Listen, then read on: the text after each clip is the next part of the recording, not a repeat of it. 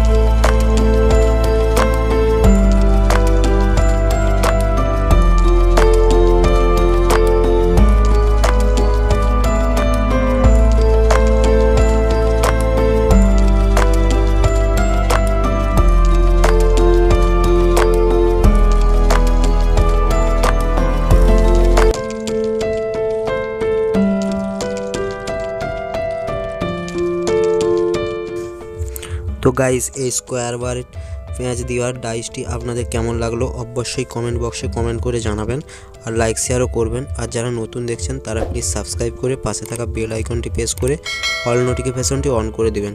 তো চলুন, সবাই ভালো থাকবেন, সুস্থ থাকবেন, দেখা হচ্ছে পরের এরকমই ইন্টারেস্টিং ভিডিও নিয়ে।